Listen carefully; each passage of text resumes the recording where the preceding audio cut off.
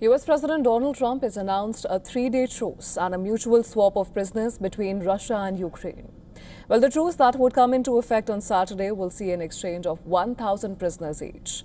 In a Truth social post, Trump said that the agreement between the two warring parties, it came upon his request to Russian President Vladimir Putin and his Ukrainian counterpart, Volodymyr Zelensky. Trump added that the ceasefire would hopefully pave way towards the end of a very long, deadly and hard-fought war. In a later statement, Trump said that he would like to see a longer ceasefire between Russia and Ukraine. Listen to this. Could be. I mean, it could be. It'd be nice. I'd like to see it stop. Russia, Ukraine, it's the worst thing since World War II in terms of life. 25,000 young soldiers every month. It's crazy. So it could very well be.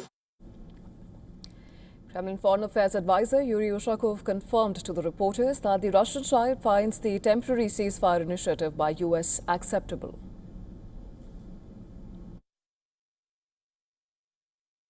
По поручению президента Российской Федерации Владимира Владимировича Путина подтверждаю приемлемость для российской стороны предложенной только что президентом США Дональдом Трампом инициативы. Russia had previously announced a 2-day unilateral ceasefire to mark its May 9th World War II Victory Day on Saturday. Ukraine previously stated that it too had offered a truce, but that this had been ignored by Moscow. Ushakov said that the agreement has reached after communication with the US side who were in touch with Ukraine. Договоренность на этот счет достигнута в ходе наших телефонных контактов с администрацией президента США.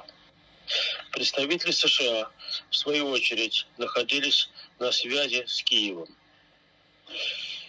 Главное, что условлено произвести.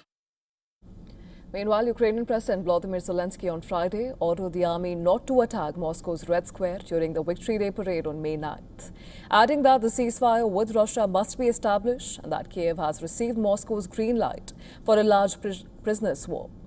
Though he said that Ukraine's actions on May 9th will depend on how the situation develops and that the symmetry in Kiev's actions has been communicated to the Russian side. Now, on the other hand, Kremlin Press Secretary Dmitry Peskov stressed that Russia does not need anyone's permission to hold a Victory Day parade, criticizing Ukrainian president's earlier decree permitting Russian authorities to host the event. Now, amidst the ceasefire announcement, preparations are underway in Moscow for a scaled-down celebration of the Victory Day parade. Russian President Vladimir Putin met the leaders of close allies, Belarus, Kazakhstan, Uzbekistan, in Kremlin as they visit Moscow for the commemoration of the Soviet victory.